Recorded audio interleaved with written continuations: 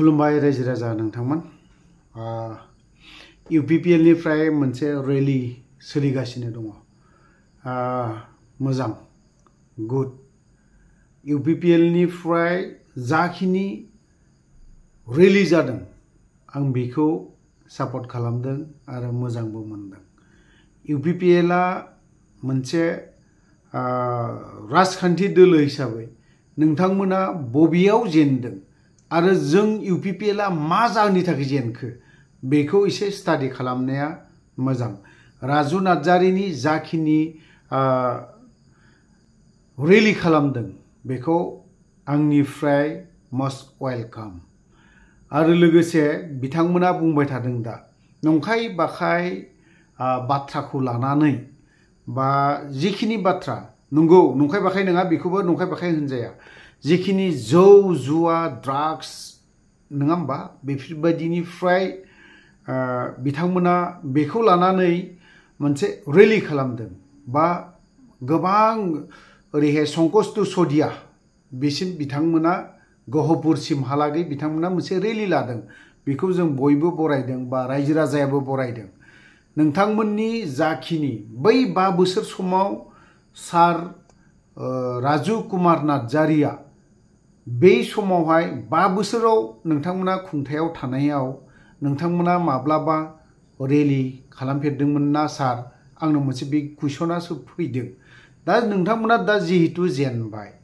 बे जेनखांनायनि उनावसो दिनैहाय मोनसे बाइक रैली लादों नङा होमबा एसे साननो गोनां जाना फैदों साननो गोनाङा बेबो जे थ' नोंथांमोना नैबेखौ आंथ' साना नोंसोरनि राजनितिखौ नोंथांमोना दा साननाया मोजां जों UPPL आ मानो थाखाय एफा गाज्रि जों जेनखो सिंगेल नाम्बाराव मानो जेनखो बेखौ एसे स्टाडि खालाम मायाव जेनखो मानि थाखाय जेनखो नेक्स्ट 5 बोसोरनि थाखाय MLA आवथ' नोंथांमोना मोजाङैनो जेनगोन MLA आवथ' जों जेब्लायबो नोंथांमोना जेनगासिनो दङ ओरैहाय जेब्ला नोंथांमोना खुंथायाव थादों ओरैहाय BJP आ एसे समर्थन खालामनायाव सापर्ट खालामनायाव नोंथांमोना देरहादों जों बेखौ मानिदों नाथायबा बावहाय सिंगेल मेजरिटिखौ नायोब्ला नोंथांमोना MLA इलेक्शनफ्रावबो जेरावबो जेनजोबदों बेखायनो नोंथांमोना दा जिखिनि रैली खालामदों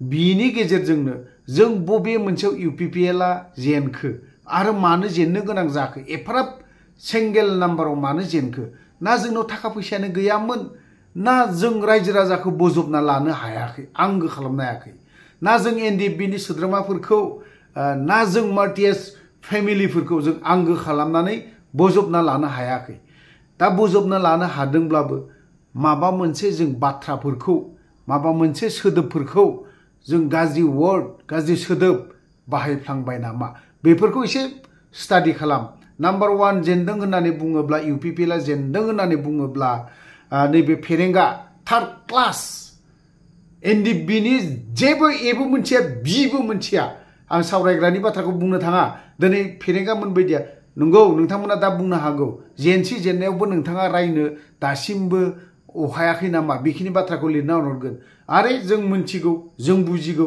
जोंनि प्रब्लेमखौ जोंसो मोनथिगौ 5 बोसोराव जोंनि NDFB नि प्रब्लेमा दिनैसिमबो थानो नाङा सोरबा दिनै BPF आ दिनै बेखिनि प्रब्लेमखौ दांनांगौनि दरखारानो गैया मानोथो दिनैहाय UPPL आ 5 बोसोरनि सरकार दादोंमोन दिनै बाइक रैली खालामनायाव दिनै बेखिनि बाथ्राखौ जों बुंनो गोनां बाध्यता जानानै फैदों आरो बुंबायबो थागोन बुंलांबायबो थागोन सोरबाया दिनै सरकार फैखांनायनि उनाव दिनै बेखिनि बाथ्राखौ बुंबा जानाय नङा होनना बुंबा सोलिनाय नङा सोरबा सासे बेफोरबायदि कमेन्ट लिरदोंबा आं बेखौ नांजाया दरखारबो गैया दिनै बियो एबो मोनथिया NDFB नि दिनै NDFB नि दुखु दाहा जेबो मोनथिया दिनै बर' रायजो राजानि दिनै जायफ्रा NDFB नि मुङाव बुजानाय बेफोरखौ जेबो मोनथिया बेफोरो बै सुबुङासो बेफोरबायदिखौ लिरनानैबो हरगोन आरो भबिष्यतआवबो UPPL बायदि पार्टिखौ जों बर' रायजो राजानो नाङा होननानैबो बुंगोन जुदि दिनैहाय दानि खुंथायाव थानाय BPF आ जुदि 5 बोसोराव जुदि मोजां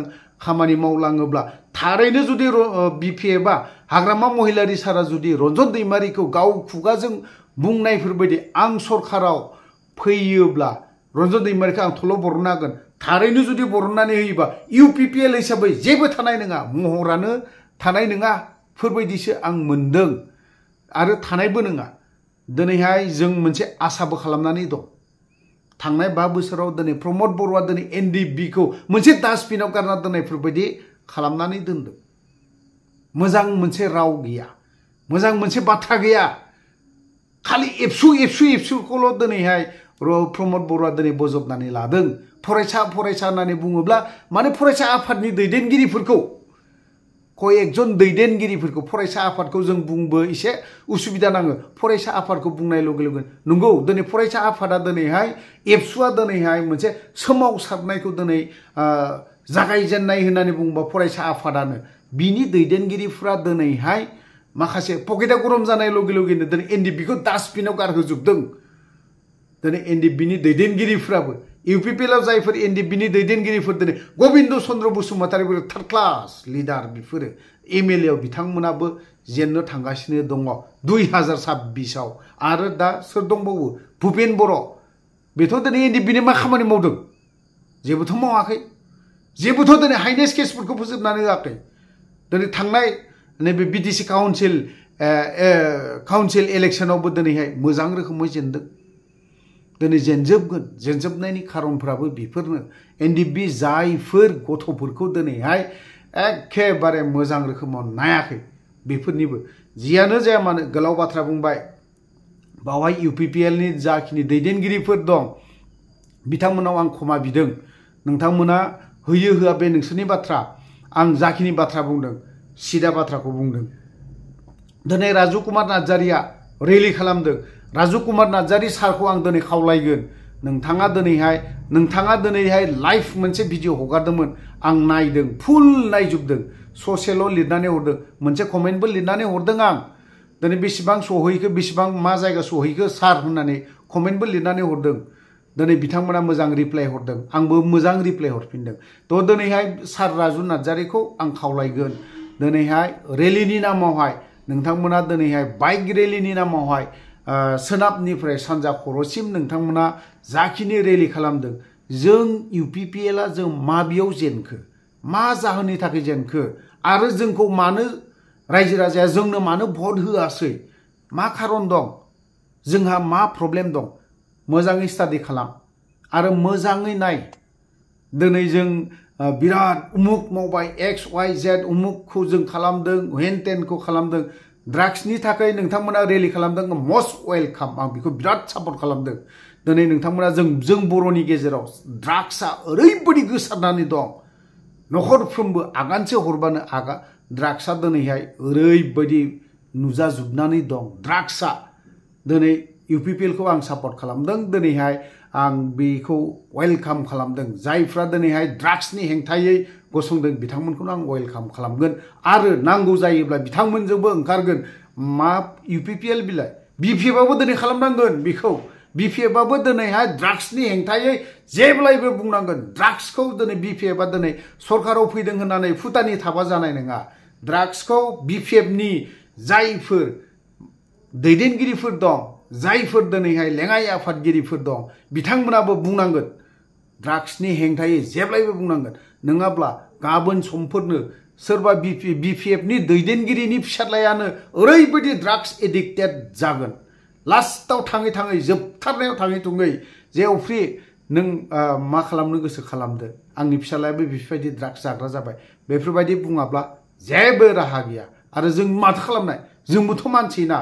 जों सोरबा सासेनि गथ'खौ बुनो थांनाय लगेनो, सोरबा सासे गथ'खौ जों बुजायनो थांनाय लगेनो जों मा बुंगोन, सोर UPPL सोर BPF, बै बेक्तिया गासैबो राजखान्थिजोंनो सिथाबनानै थाजोबो। बेफोरनि न'खरनि गथ'फ्रा मा जाहैगोन, जोंफोरखौसो उल्था एटेक खालामो। आंनि फिसाज्लाखौ बेफोरबायदि बुदों, आंनि फिसाज्लाखौ बेफोरबायदि रायदों, आंनि फिसाज्लाखौ बेफोरबायदि बायदिसिना बाथ्रा बुंदों, थाङै जोंनाव दाय जाहैगोन।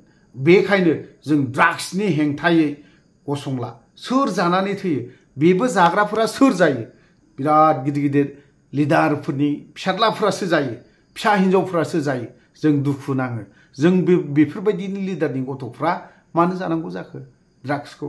थ' तो जिखियानो जाला गोलाव बाथ्रा बुंबाय सोरबा UPPL आनो जा सोरबा BPF आनो जा ड्राग्सखौ जेब्लायबो हमथानांगोन आरो होबथाखानांगोनबो सोरबा एबसुजों खोथा गैया सोरबा बनसुजों खोथा गैया सोरबा BPF जों खोथा गैया सोरबा UPPL जों खोथा गैया ओंखायनो ड्राग्सनि हेंथायै जाखिनि दिनैहाय राजु कुमार नार्जारिया रेलि खालामदों आं बेखौ मस्ट वेलकाम लोगोसे बिथाङा दिनैहाय मोनसे बाथ्रा बुंलांदों ड्राग्स जौ जुवा बेफोरखौबो जों होबथानांगोन मस्ट वेलकाम बेनि फारसेब्ला लोगोसे UPPL आ नैबेखौ साननाया मोजां जों NDB नि थाखाय UPPL आ मा खामानि मावखो बेखौ नाम्बार 1 स्टाडि खालाम फल' खालाम कुइसन खालाम गावबा गावखौनो कुइसन खालाम सों जों NDB नि थाखाय UPPL आ मा मावखो नंगौना नङा मेनलि UG ब्रह्म लोगोसे प्रमद बर' UG ब्रह्म बिखा हमनानै बुंदोंमोन रन्जन दैमारिया दिनै मेगन मेसेबना सागान होदोंना बिखा हमना बुंदों साननाया मोजां UG ब्रह्म सार जों नोंनि खोथाखौ गोलाव बाथ्रा बुंनो सानाखैमोन दिनै बार बुंनो सानाखैमोन सार UG ब्रह्मखौ गोरा बाथ्रा बुंनो सानाखैमोन दिनै नोंथांमोना पावाराव गैला नोंनि समस्थियाव नों जेबो खामानि मावनो हायाखै बे रोखाखा जों मिन्थिगौ आरो NDB नि गथ'फोरा सार UG ब्रह्मनाव मालाबा थाङोब्ला फायथ्रानो जिरायनानै थायो नाथायबा दिनै नोंथांमोना पावाराव फैदोंमोन पावाराव जिरायदोंमोन NDB नि बै सुबुं बै NDB नि गथ'फोर नोंथांमोननो सागान होनायावसो नोंथांमोना बे पावाराव जिरायनो हादोंमोन 5 बोसोराव 2026 आव नोंथाङाबो जेनगोन 2026 आव भुपेन बर'आबो जेनगोन 2026 आव गबिन्द बसुमतारी बेबो जेनगोन बोरैबाब्ला जिर'बो मारिनो हागौ गबिन्द चन्द्र बसुमतारीया आरो बिखौ जों जेननायखौ जेब्लायबो लुबैयो जेननांगौ दिनै जायनि जाहोनाव जेननांगौ होनना बाथ्रा बुंनाया बेफोरनो जे दिनै NDB नि सोमोन्दै जेबो मावाखै जेबो खामानि मावाखै गबिन्द चन्द्र बसुमतारीया अनलि फुथुला बायदिल' मोसाहोजादों सोरजों मोसाहोदों UG ब्रह्म लोगोसे प्रमद बर' बिथांमोन सानैजोंनो मोसाहोजाजोबदों तो जों गोलाव बाथ्रा बुंनो सानाखै बावहाय जुदि माखासे बाथ्रा बुंनाया गोरोन्थि जादोंब्ला गासैबो UPPL नि आरो BPF नि दैदेनगिरि बिथांमोनाव क्षमा बा निमाहा बिनानै आं बावहायनो दोनथ'नाय जाबाय जय बर' हारिनि